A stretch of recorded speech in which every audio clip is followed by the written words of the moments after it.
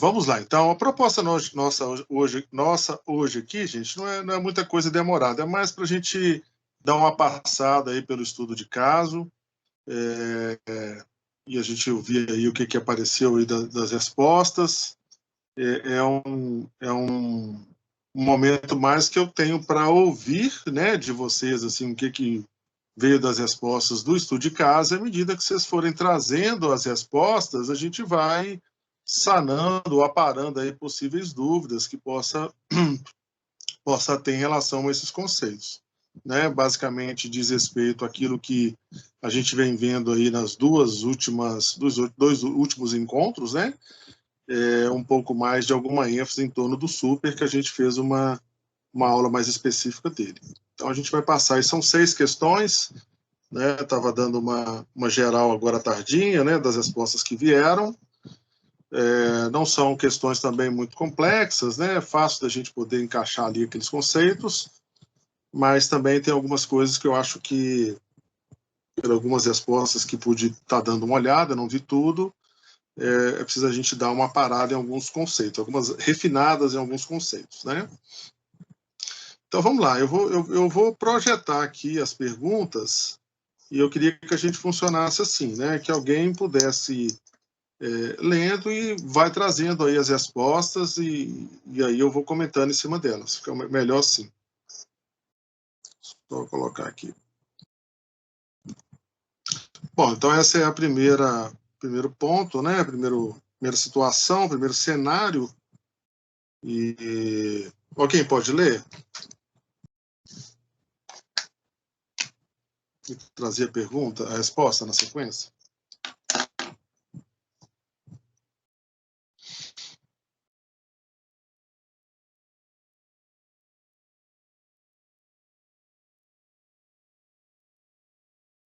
Eu leio, então. Já li ele? Isso, dá para ouvir direitinho? Sim, já li ele, sim. Não sei se está dando para ler aí, né? Mas é o máximo que eu consegui colocar aqui de aumento da fonte. Eu abri o meu estudo aqui também. Ah, tá. Legal.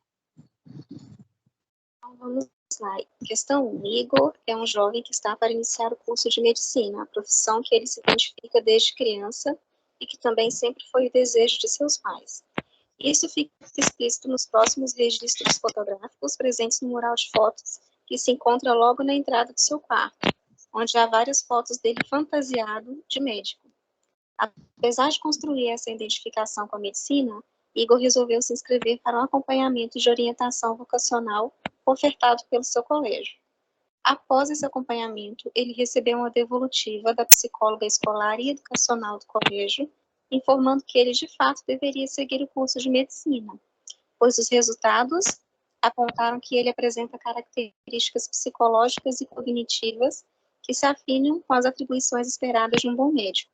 A partir da experiência de Igor e tomando como referência as diferentes práticas de orientação profissional ao longo da história, tal como foi visto em aula, identifique em qual das práticas de orientação profissional pode ser identificada a intervenção realizada pela psicóloga escolar e educacional do colégio. Justifique sua resposta. Eu falei que é orientação vocacional, porque a orientação, ela aborda a subjetividade da profissão, que no caso foi a medicina que ele escolheu, né? E não pontua sobre as questões práticas e das adversidades que podem vir na atuação desse profissional. Eu não entendi o início, Jalil. Você identificou o que mesmo? Eu coloquei como orientação vocacional.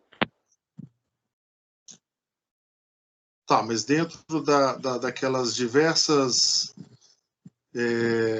atividades de orientação vocacional que a gente viu ao longo da história... Eu não especifiquei, eu coloquei, entendi que era para colocar como orientação profissional ou vocacional. Aí eu coloquei vocacional. Então ficou mal interpretada a maneira que eu respondi. Sim, mas só aproveitando então a sua resposta, só para a gente marcar isso que também em algum momento a gente discutiu lá atrás, e que é uma questão, né, do campo aí da orientação, que Hoje se nomeia mais como orientação profissional, né? Orientação vocacional é alguma coisa que a gente, é quase que um termo do passado, tem a ver com aptidão, com vocação, com alguma coisa individualista, né?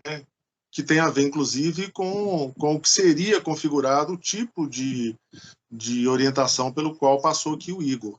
Né? Num determinado momento da história, a gente tinha uma prática de orientação profissional onde era no sujeito que a gente identificava as habilidades que diriam qual é a profissão.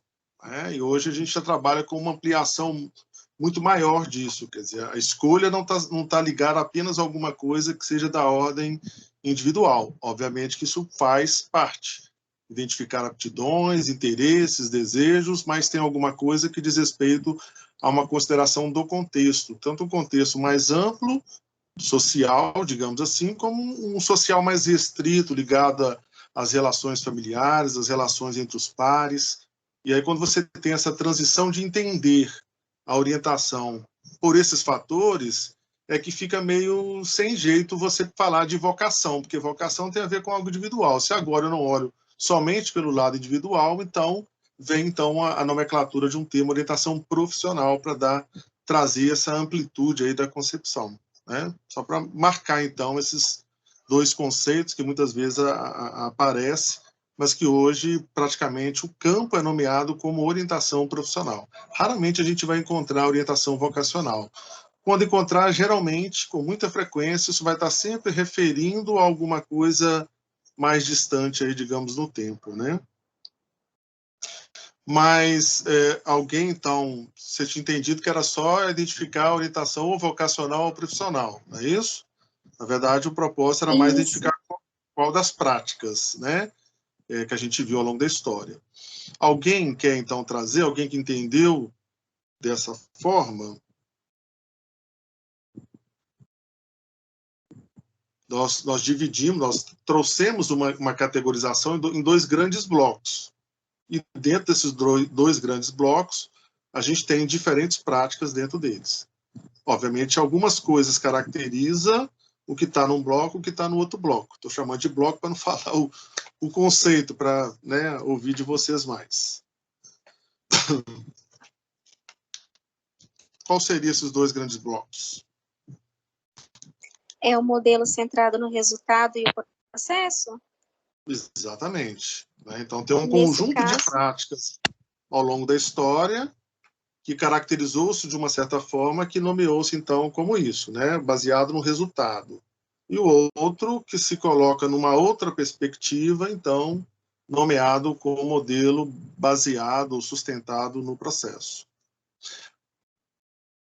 Trazendo, então, localizando a pergunta, Jalil, você que se colocou aí a responder, dentro desses dois grandes blocos, a experiência pela qual o Igor passou aqui, a gente pode identificar como uma experiência no modelo centrado no resultado ou no modelo centrado no processo? E por quê? eu acho que como a resposta da orientadora foi bem objetiva, direto na profissão da medicina, eu diria que foi no modelo centrado pelo resultado. Uhum.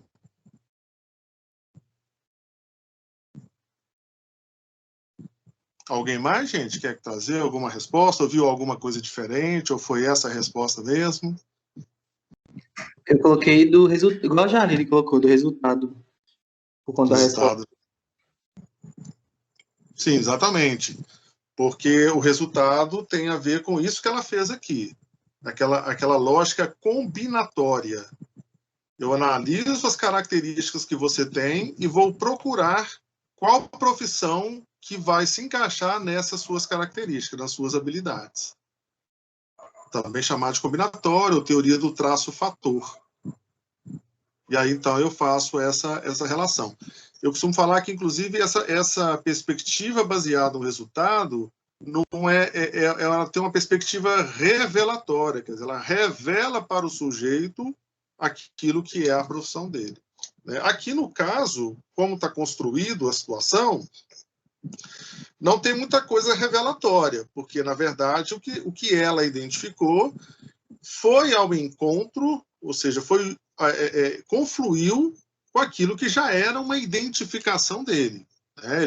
Ele não apresenta aqui pelo relato dúvidas quanto a isso. Já que está ofertando, então eu vou lá participar desse processo. Então, as características combinatórias identificadas pela psicóloga só confirmou aquilo que ele já trazia como identificação. Então, não teve muito caráter revelatório.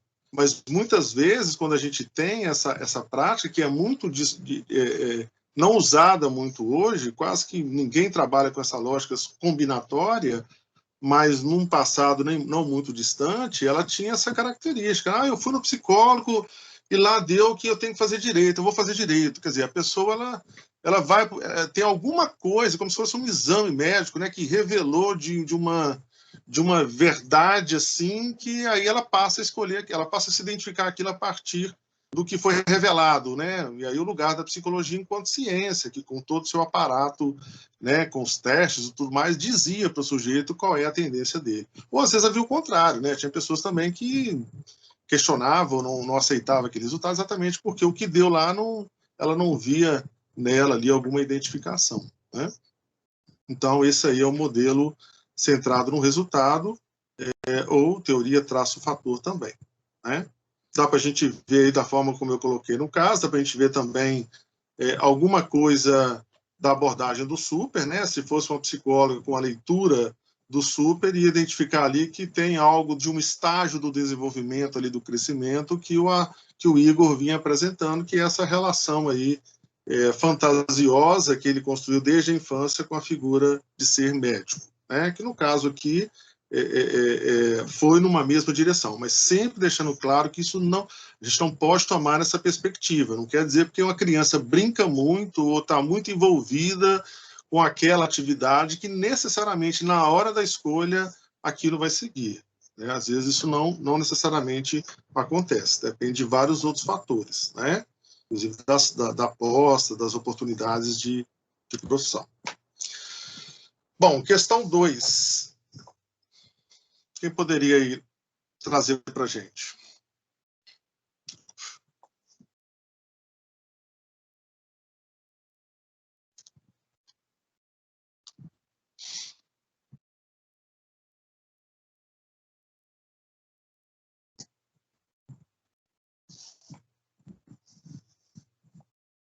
Vou nomear aqui, a Natália. Pode falar para nós, Natália? Sabia que ia falar meu nome. Você não veio numa sexta-feira santa participar de uma aula para ficar calada, né? Tem que falar alguma coisa. Estava comendo um doce aqui, né? Mas tudo bem. Boa noite. Questão 2. Imagine que você esteja como psicóloga escolar e educacional de um colégio e tenha que desenvolver atividade que explore junto os alunos do ensino fundamental os aspectos vocacionais. Pense em construir uma atividade a ser desenvolvida com as crianças até 6 anos, tomando como referência a proposta de orientação profissional de Donald Super. Justifique a proposta do autor a atividade construída. Eu coloquei assim, vou ler a minha resposta, né? Sim. De forma lúdica, fazendo uma atividade com as crianças, de se fantasiar de profissões, deixar elas escolherem e depois deixar cada um falar o porquê daquela escolha e perguntar para elas se ela sabe qual é a função de cada profissão, porque o Donald Super, nessa fase, que é um momento fantasioso do mundo do trabalho, que as crianças se identificam com determinadas atividades ocupacionais. Beleza. E essa eu consegui ver bastante das respostas. Assim, na verdade, todas as respostas elas foram bem numa direção muito próxima daquilo que o Super está dizendo para esse momento, que é isso, né? A fase do crescimento, a fase da ludicidade, fantasiosa, né? Principalmente se for ali por volta dos 5, 6 anos, com aquela questão lá que o Piaget chama do egocentrismo, né? Da criança reproduzir o mundo externo a partir das suas fantasias, até porque ela não consegue ainda ver de uma forma abstrata a realidade. Mas, assim, só uma observação, algumas propostas, que vieram ser todas elas explorando essa questão do lúdico, mas algumas, em algum momento, como se trouxesse para a criança, como se ela pudesse, digamos assim, alguma coisa que trouxesse uma resposta, uma atividade que no final ela trouxesse alguma coisa de um conhecimento, se ela sabe aquela profissão, qual que ela vai querer, assim, alguma coisa bem racional, né?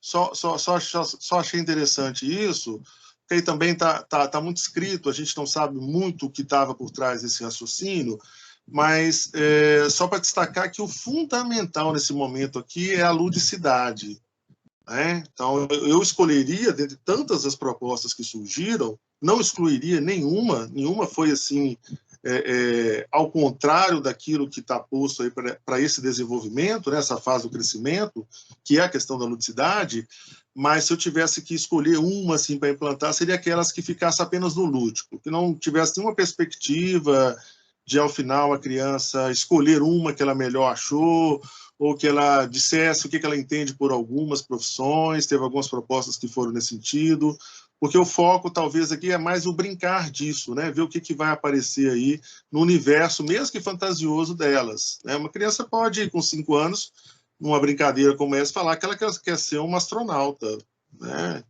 Mal tem relação ela, talvez, com uma atividade em si. Não é uma atividade fantasiosa, uma atividade real, existe essa profissão, mas para ela, com certeza, estaria dentro de alguma coisa bem fantasiosa e que seria um momento de deixar menos que ela fale disso, né? Não é um momento, não seria um momento assim de trazer uma correção, uma explicação, né? Teve uma proposta que sinalizou um pouco disso, né?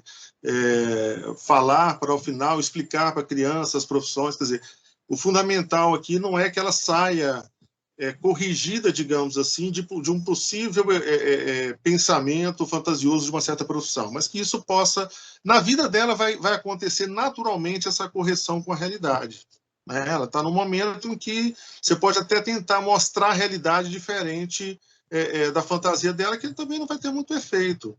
É aquela história lá, vou pegar novamente o Piaget, aquela história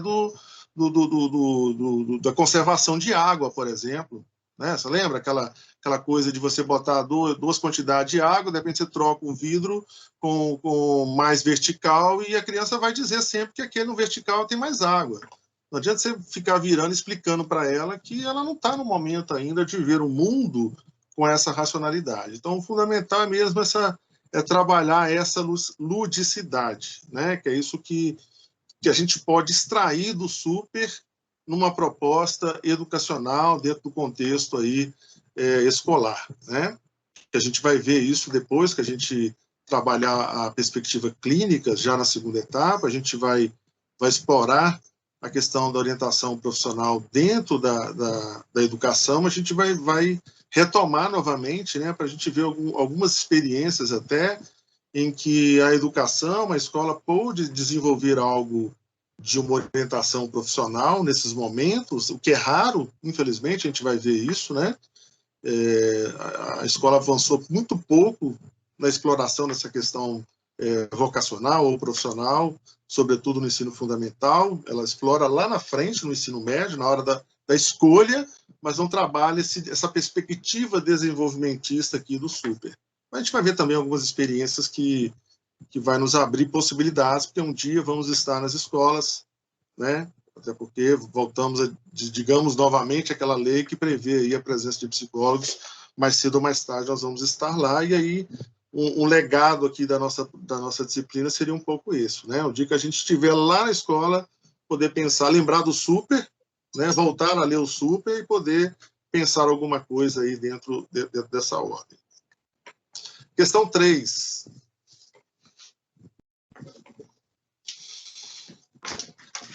Aline, tá por aí? Aline. Eu. Tá numerado errado, tá, gente? Aí, quando eu fui botando aqui no PowerPoint, eu já fui corrigindo aqui. Então, acompanhe aí pelo enunciado, porque a minha numeração não vai bater com a de vocês, até porque lá na planilha houve o erro da alteração lá. Romualdo, depois de 3 anos de graduação em Direito, está concluindo uma pós-graduação em Direito Administrativo. área do direito, que decidiu seguir na carreira e que trabalha desde que se formou. A decisão de fazer essa especialização foi motivada também pela necessidade financeira, sobretudo em função do casamento marcado para o final do ano e mais ainda pelo fato de sua noiva encontrar-se grávida. Considerando a situação de Romualdo, em qual dos estágios do desenvolvimento vocacional de Donald Super podemos alocá-lo? Justifique sua resposta. Você quer que eu leia a minha, Marcos? A que eu mandei para você? Isso. Tá, Isso. peraí. Deixa eu abrir ela aqui.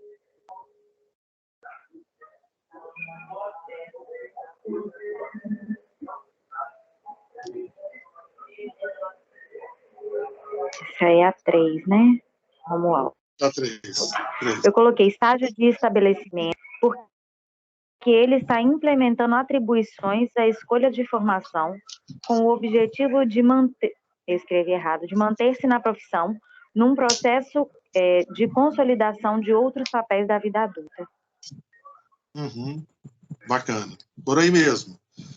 Vou emendar a quarta, porque a quarta coloca o Romualdo num outro momento da vida, né?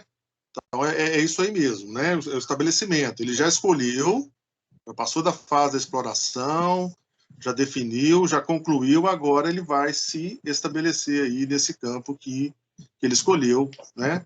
E aqui também um ponto interessante que eu coloquei aí essa vinheta de caso, de situação, é como que nesse momento também é um momento de um desenvolvimento onde o sujeito começa a se haver com outros papéis do desenvolvimento adulto, né? Então nós vemos aí que o Romualdo está se havendo com a questão do estabelecimento no campo do trabalho, mas também está se havendo aí com a questão do lugar de família, né? Saindo de uma transição do lugar de filho para um lugar de constituir uma família, do lugar de pai, né? Esperando aí. Então são esses momentos também que vão estar presentes nessa fase do estabelecimento, que geralmente o sujeito vai estar se havendo com isso. Lembrando que isso não é regra, né, gente? Tem gente que não segue esse modelo certinho, mas geralmente essas coisas estão caminhando aí para e passo, né? Então, a 4, a gente vai ver aí a outra situação. Pode ser você, Aline? Pode. Depois de alguns anos, encontramos Romualdo numa posição conceituada dentro do direito penal em sua cidade e com condição financeira relativamente estabelecida. No entanto, ele se dispôs a realizar um novo curso, escolhendo por administração, pois assim poderia evoluir mais ainda no ramo que escolheu dentro do direito. Aí eu fiquei na dúvida, assim, eu pensei que era para justificar a resposta, né, e dizer em qual estágio de desenvolvimento ele estaria. Aí eu respondi, estágio de manutenção, com a carreira principal solidificada, pode-se buscar alternativas para aumentar o progresso profissional. Sim, por aí. Além de também buscar alguns novos desafios, né? E pode também ser um momento, nessas duas fases, a gente vai fazendo um link, tá, gente, com a sequência da disciplina, como eu falei anteriormente, a gente vai voltar um pouco na fase do crescimento, quando falarmos da orientação profissional no campo educacional. Agora, quando entrarmos no campo da psicologia organizacional, a gente vai precisar voltar também nessas duas fases, do estabelecimento e da manutenção, que é onde a gente vai ver que, da mesma forma, aqui está falando de uma sequência linear, mas geralmente acontece nesse momento aqui uma readaptação de carreira, né? Muitas vezes o sujeito desvia de uma rota que ele estava seguindo. Vamos imaginar aqui, por exemplo, que o Romualdo resolva, aqui ele está fazendo administração por uma afinidade com o direito administrativo. Então, ele está alçando alguma coisa para solidificar naquilo que é a sua trajetória. Mas vamos imaginar que ele desviasse do caminho e buscasse na administração um novo campo de trabalho. E aí a gente vai falar de um outro conceito que a gente vai explorar lá na psicologia organizacional e orientação profissional, que é a readaptação profissional. Ô, O Marcos, sujeito às vezes muda, posso mudar, posso agora, amanhã eu quero ser, sei lá, engenheiro. Então eu vou ter que passar, inclusive, pelos processos lá da fase de exploração, né? Então o Super traz esse manejo, porque lembrando, só um minutinho, lembrando que a proposta do modelo centrado no processo acompanha a mudança do campo do trabalho. Por que hoje a gente não trabalha com o modelo centrado no resultado? Porque o modelo centrado no resultado, ele não estava errado, não. Ele estava meio que encaixado com o modelo de trabalho que a gente tinha naquela época, que é um modelo muito fechado. O sujeito escolhia a profissão, não tinha outra saída. Ele ia para o resto da vida naquela profissão. E as profissões eram menores, então havia delimitações rígidas entre as fronteiras das profissões. Então, nesse modelo de trabalho, se encaixa muito bem uma perspectiva teoria traço-fator, teoria combinatória. Quando o trabalho começa a mudar, a transformar a sua lógica, esse modelo fica meio que defasado e vai surgindo, então, outras propostas. Por isso que o modelo do Super, em vários momentos nos textos, vão sinalizando isso, ele destaca o tempo todo, não pode ser pensado de uma forma rígida, porque é possível alguma alteração no meio do caminho. Muitas vezes é esperado, dentro do modelo de trabalho que a gente tem, essas alterações, essa mudança, o profissional versátil, que atua em várias áreas, que não fique só como direito administrativo, que ele vai buscar administração, que ele vai buscar outros desafios na sua vida profissional. Diga. não, eu me lembro muito de uma aula da... Ai, gente, Sabino, como é que é o nome dela? Luciana Sabino. Luciana Sabino. Ela deu desenvolvimento humano 1 pra gente, e aí ela falando da vida adulta, de como essa virada que você está propondo aí, né, de não ser linear e ter uma alternativa de escolha que não é parecido, né, com o que a pessoa já atuou até determinado tempo. Ela falando com a gente como isso aparece na clínica, principalmente, e uma grande virada aos 30 e poucos, 28 até os 30 e poucos anos, assim, que é uma readaptação, parece que ela diz que é um desenvolvimento da maturidade da escolha do profissional, que até então ele tinha feito escolhas pelos mais diversos fatores, e aí nessa virada da maturidade ele faz escolhas por ele, né, pessoal, pela aptidão. Sim, ele repensa. Exato. Às vezes, no momento ali da fase de exploração, ele é levado a pensar, né? Aí talvez escolhe, pensa que não deu certo, talvez imagino que ela esteja falando disso. Mais à frente ele vai aí sim fazer uma escolha baseado em alguns elementos que ele pôde perceber, mas que à época não foi possível. Exato, tipo assim, quais as influências a pessoa teve para fazer a escolha profissional, e como essa escolha ela tende a ser realocada quando ele chega nesse nível de maturidade. E aí ele percebe que é algo que é bom, é legal, mas que não completa, que não faz feliz. E aí a pessoa vai atrás dessa vocação, né? Às vezes a gente encontra isso, assim, até no curso mesmo, né? Alguém fala assim, alguém que às vezes vem de uma outra formação, o pessoal da educação acontece muito isso, né? A gente vê com uma certa frequência. Eu estou fazendo psicologia que sempre foi meu sonho, né? Lá atrás, talvez por outras questões também, tá, gente? Às vezes a dificuldade há anos atrás de fazer um curso de psicologia, a falta de opções, né? Aqui tinha um curso só, hoje tem 2, tem lugares que não tem, às vezes também isso interfere na pessoa não ter conseguido fazer. Mas muitas pessoas hoje, depois de muitos anos, falando na educação, porque é muito comum, a pessoa tem uma trajetória longa como pedagogo, mas busca na psicologia quase uma realização pessoal de alguma coisa que ela sempre quis, né? Eu vejo isso com muita frequência, e mais para o lado da educação.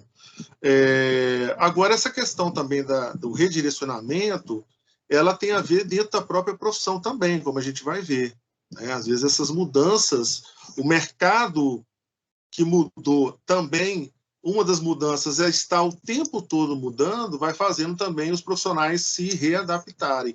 Às vezes não saindo do seu campo de trabalho, mas se realocando dentro desse campo. E aí eu consigo ver alguma coisa bem atual para a gente fazer um link aqui com o que a gente está passando. Então, quer dizer, a gente sabe que nos últimos anos a gente vem passando por uma transição de uma presença cada vez maior do computador, da internet mediando o trabalho, mas a gente assistiu de uma forma abrupta e a fórceps, né, a entrada do trabalho remoto. O trabalho remoto não é nenhuma novidade pós-Covid. Já existia trabalho remoto antes da Covid, só que ele virou quase que uma norma. Acho que vocês vão concordar disso. Quem pôde se adaptar ao trabalho remoto, adaptou. Para sobreviver nesse momento, ainda mais agora, o momento de onda roxa. Mas o que eu quero dizer é o seguinte, isso aí é uma percepção minha, tá? É uma projeção que eu faço. Eu acho que, passado essa onda, não só a roxa, todas as ondas, voltando ao velho normal, que não vai ser tão rápido, né? Não vai ser abrupto também, vai ser uma transição, mas eu acho que o que a Covid vai deixar, talvez um marcador na era da história aí, antes Covid, pós-Covid, é uma apropriação do campo do trabalho muito mais forte com as questões remotas, né? A educação nem se fala. Né? Acho muito difícil de voltarmos aos momentos presenciais e as escolas, as faculdades também retornarem ao que era tudo presencial antes. Não, muita coisa vai ficar remota, né? Muitas práticas vão ficar remotas. Então, isso fala de uma adaptação. Então, se um profissional, por qualquer campo de trabalho, tá, gente, não consegue se adaptar a alguma coisa de computador, ele vai ter que se realocar. Porque o mercado vai exigir isso dele, o que não exigia tanto com a questão remota. Então, só para a gente localizar o quanto que o campo do trabalho, nas últimas décadas, ele não só mudou, mas a mudança rápida dele virou uma norma. O tempo todo ele está mudando. E aí o profissional também tem que ser um profissional versátil, porque senão ele não vai conseguir se encaixar aí dentro daquilo que é esperado no campo de trabalho. A não ser que ele busque alguma coisa liberal, alguma coisa que ele gere o próprio trabalho dele. Mas enquanto ele depender da vida da sua força de trabalho para que um outro o pague, ele vai ter que, de alguma forma, acompanhar aí as mudanças desse outro que o paga. Esse outro que o paga é todo mundo capitalista, né? Beleza? Então vamos lá. A gente vai voltar lá na frente, quando a gente falar mais dessas questões de mudança de carreira, de readaptação. Questão 5. Renato, eu tinha visto o Renato, eu não consigo ver aqui quem é que está todo mundo listado. O Renato mandou uma mensagem, ele está pelo um computador que não tem áudio. Aí Tá. enviar mensagem. Tá. Alguém quer falar? Diogo, Jalile, Natália, não sei se tem mais alguém, que eu só vejo vocês três aqui. Eu sei que tem outros, mas não consigo mudar aqui. Para ler a pergunta? Isso. Tá. Roberta e Carla são duas grandes amigas que estudam juntas desde o ensino fundamental. Atualmente estão terminando o 3º ano do ensino médio e encontram-se com os dilemas relativos à profissão que irão exercer no futuro. O fato que as une é a indecisão diante do caminho a seguir. Roberta sabe que quer fazer um curso superior, mas tem uma grande dificuldade em identificar em si uma habilidade que lhe direcionasse na escolha, além de ter pouquíssimos conhecimentos sobre as características da profissão que são ofertadas na faculdade de sua cidade. Já Carla, quando perguntada se quer fazer um curso superior ou seguir outro caminho, ela não consegue se posicionar. A propósito, se posicionar de diferentes opções sempre foi o grande problema de Carla, ou seja, é algo que acompanha desde a infância. Diante do profissional, Carla, que já apresenta um alto grau de ansiedade, tem este estado ansioso elevado ao extremo, o que a leva à construção de pensamentos pessimistas sobre si. Considerando o estado de indecisão tanto de Roberta quanto de Carla, em qual delas podemos identificar o conceito de indecisividade? Justifique sua resposta.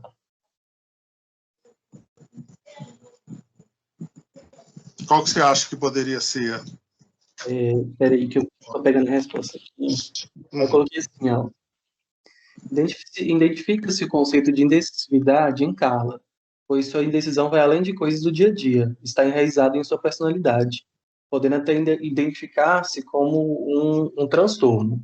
É algo que acompanha desde sempre, prejudicando-a demais em várias esferas de sua vida e em diferentes situações que demandam tomada de decisão, não somente em qual profissão irá exercer. Alguém conseguiu ver na Roberta? O Diogo viu na Carla, né?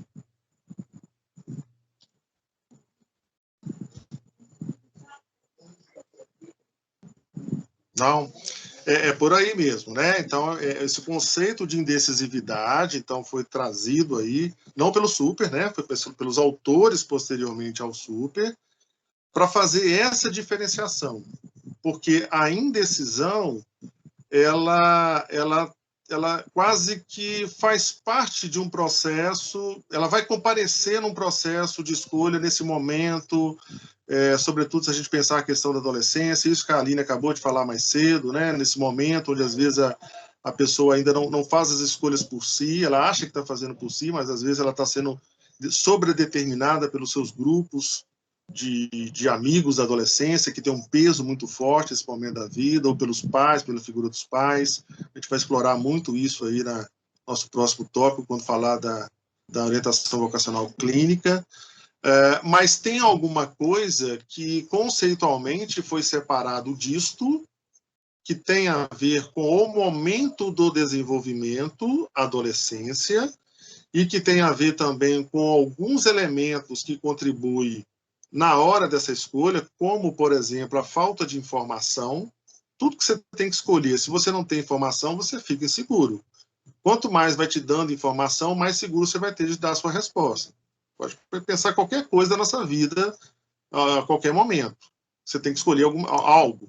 Se você não tem conhecimento dos dois caminhos que você tem que decidir, obviamente você vai ficar indeciso. Nessa situação, que é chamada indecisão normativa, é relativamente fácil de se trabalhar. Se ela fala de um distanciamento do campo, falta de informação das profissões, e aí eu trabalho essas questões com um adolescente ou com um orientando, a tendência é ele ficar mais seguro da decisão. Agora, se é alguma coisa, como o Diogo apontou aí, mas constitucional, da personalidade, digamos assim, da pessoa, aí torna-se mais difícil. Que aí vai envolver quase que um processo psicoterapêutico. E a gente vai ver depois, em algum momento, a gente vai discutir isso lá no próximo tópico da orientação vocacional clínica, o quanto que muitas vezes ela dispara ou ela proporciona, não é o objetivo dela, mas ela proporciona muitas vezes ao sujeito adentrar num acompanhamento psicoterápico. Porque a gente vai ver que ela vai incidir nas questões emocionais, de ansiedade emocional, que atrapalha no momento da escolha. E vai levar, então, o sujeito a um autoconhecimento, seja de qual for a abordagem que seja essa vocacional clínica. Então, fazer esse movimento de se conhecer, não somente se conhecer as habilidades para uma profissão, mas se conhecer, se dar conta de que você tem um estado ansioso constante, que às vezes as pessoas têm isso, mas às vezes não se dão conta, ou não consegue identificar em que momentos que ela fica mais ansiosa ou não. Quando você entra num processo de orientação vocacional que te faz olhar para si e para essas questões, não só a ansiedade, mas o pessimismo e tantas outras, a pessoa avançando e tendo uma escolha segura, posteriormente, isso é muito comum, né, das pessoas buscarem ou manterem um acompanhamento psicoterápico por uma perspectiva de crescimento pessoal. Né? Então, a gente fala dessas situações onde a indecisão ela não está atrelada ao momento do desenvolvimento e não às questões contextuais, mas algo constitucional do sujeito, Para isso, então, trouxeram um conceito para fazer essa separação de indecisividade. E aí vai ter os traços, as características de uma indecisividade. A gente viu lá os 2 testes e aquelas perguntas, né, que eu trouxe no final da última aula, que ali são instrumentos que permitem tentar dar uma mapeada, uma mensuração e identificar se é indecisão ou indecisividade.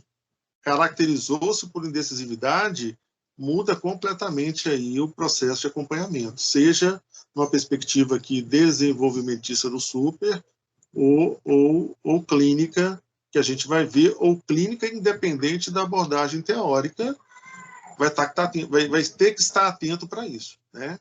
Porque se eu não trabalhar essa ansiedade que aparece aqui, depois o pessimismo também junto, essa pessoa vai ter sempre a dificuldade de fazer uma decisão, porque fazer decisão já é a dificuldade dela.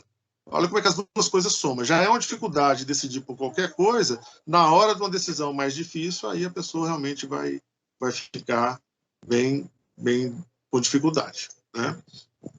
Então, a gente vai também explorar um pouco dessa questão lá na clínica. Eu estou fazendo umas propagandas aqui para o futuro, tá, gente? Porque essas coisas, eu estou tentando amarrar para essas coisas se amarram. A gente está vendo as abordagens para a gente ver lá na frente como que elas contribuem para os campos da clínica, organizacional e educacional. São espaços onde se faz orientação sustentada numa teoria. As teorias são essas que a gente está vendo aqui nesse momento, né, nesse momento da disciplina. E aí, quando a gente entrar na abordagem clínica, a gente já automaticamente já vê as abordagem teórica clínica e, ao mesmo tempo, já amarra ali com a intervenção clínica, para depois a gente entrar na organizacional e na educacional. Questão 6.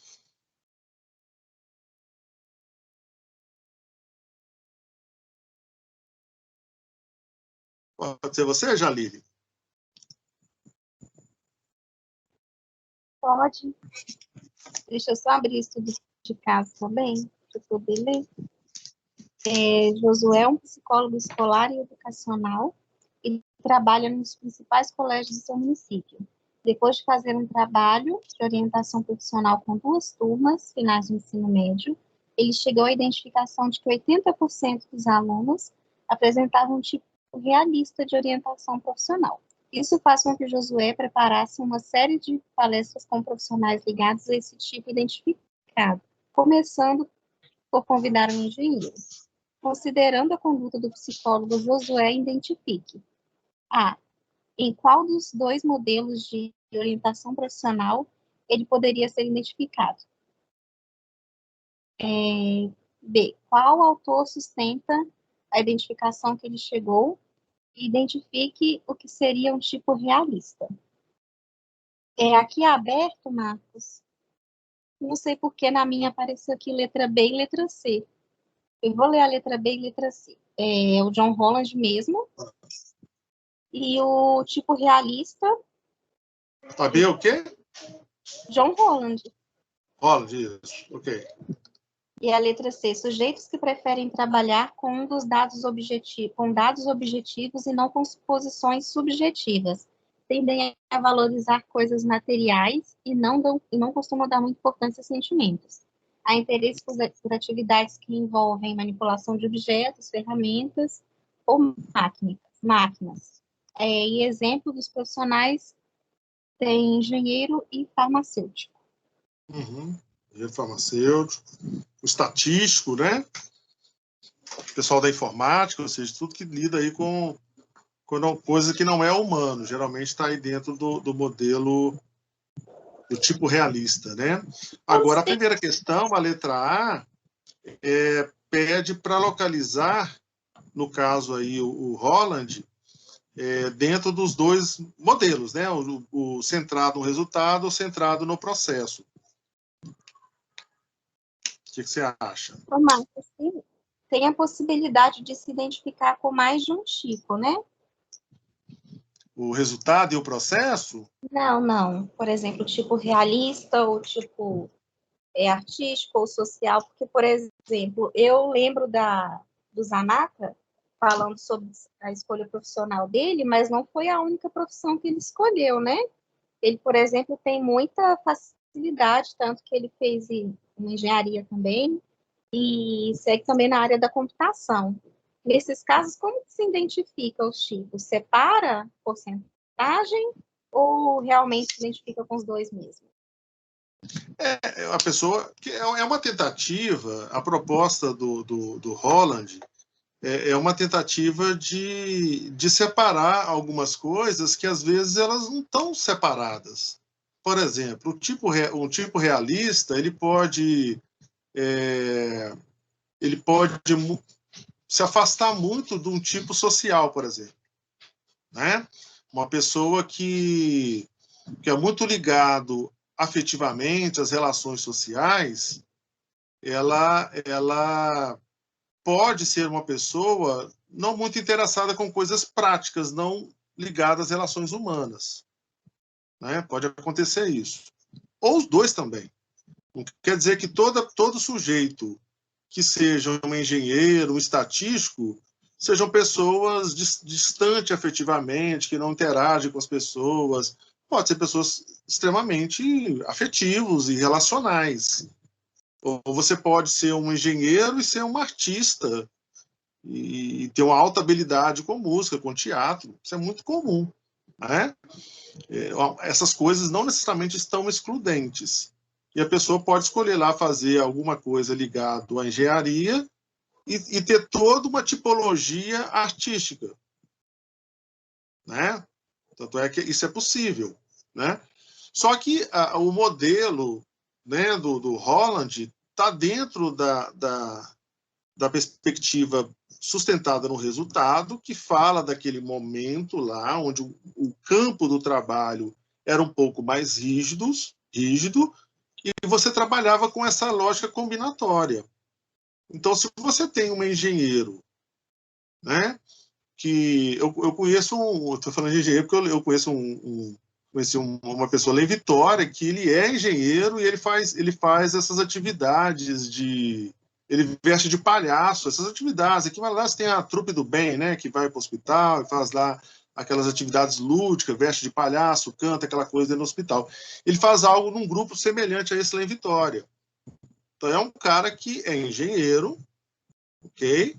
Mas não é um cara não afetivo, não é um cara com dificuldades em relações pessoais e sociais. Não só porque eu conheço, mas porque ele se propõe a fazer essa atividade. É uma atividade prazerosa que ele faz, né?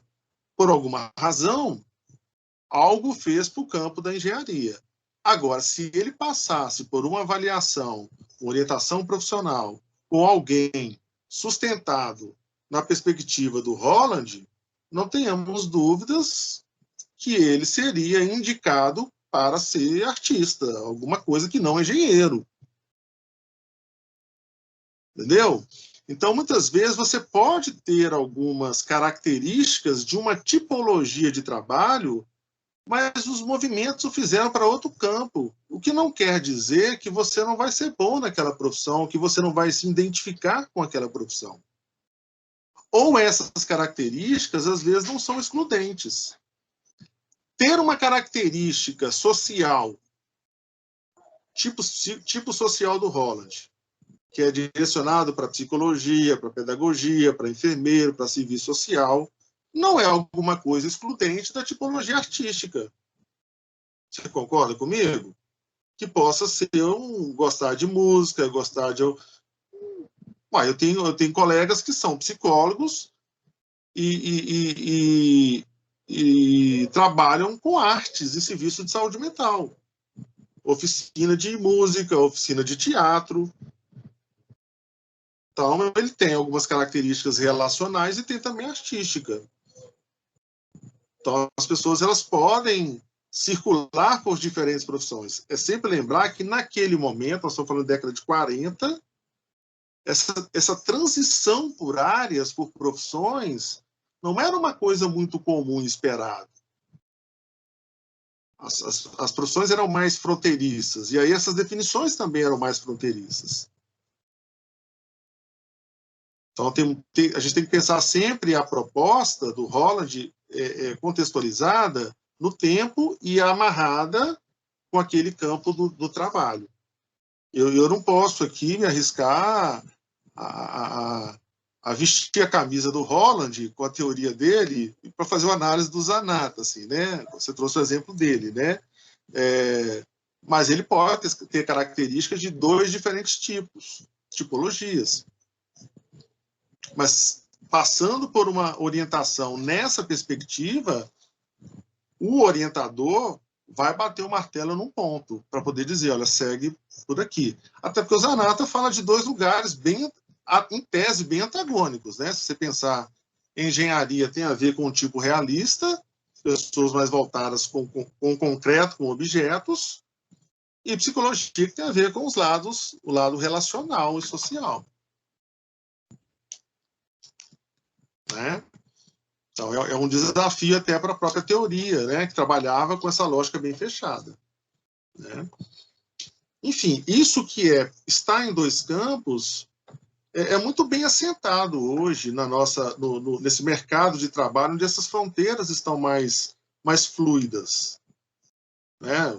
Hoje você pode ouvir o Zanatta falar que é engenheiro, que é psicólogo, não é só engenheiro espacial e psicólogo, e isso não se tão estranho. Agora, 40 anos atrás, seria quase que, pô, esse cara tá maluco, né? Fez uma coisa totalmente diferente da outra, entendeu? Se ele chegasse por orientação vocacional dizendo que queria ser psicólogo e engenheiro espacial, talvez alguma coisa não está batendo bem com esse sujeito, alguma coisa dessa ordem, assim, porque não era concebível isso. Né? Hoje a gente fala de um campo. Não há proximidade entre psicologia e engenharia espacial, mas há uma flexibilidade das fronteiras que torna esses tipos de lugares diferentes não serem tão estranhos assim, né? Não sei se eu te respondi a sua dúvida, mas é uma perspectiva também um pouco não usual, né? Essa tipologia aí do super é alguma coisa que pouco praticada hoje no campo da orientação profissional. Pelo que eu tenho conversado, né, eu já falei que eu não tenho domínio para falar desse campo, que eu não trabalho nele, mas eu tenho dialogado com alguns colegas, assim, e lido também, né, dos materiais, é alguma coisa mais de registro histórico.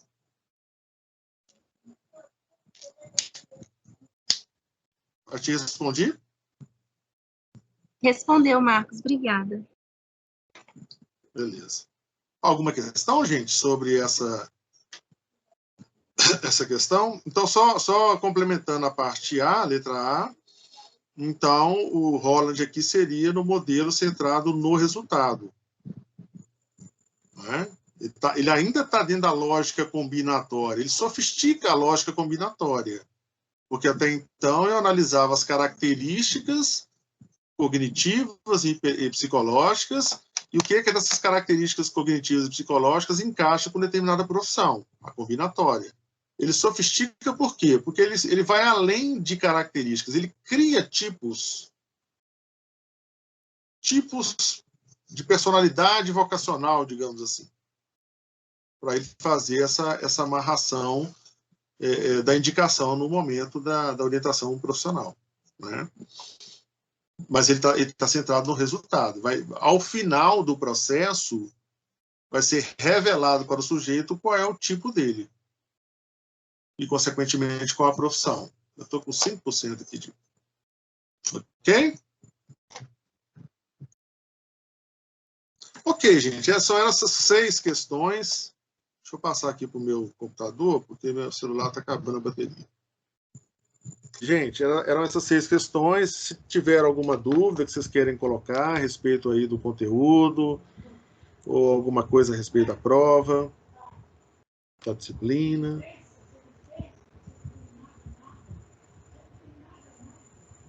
Ou fale agora, ou não cale-se para sempre.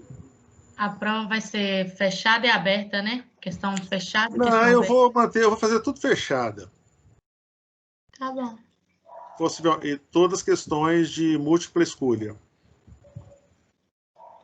Beleza. Aí vai ser aquele horário de aula, né? Tudo direitinho.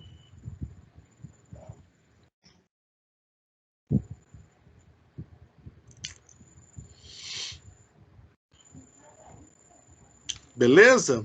Então, ó, não havendo nenhuma questão, eu acho que a gente pode fechar aqui por hoje. Depois eu vou disponibilizar, coloquei aqui para gravar. Eu coloquei, tá, gente, no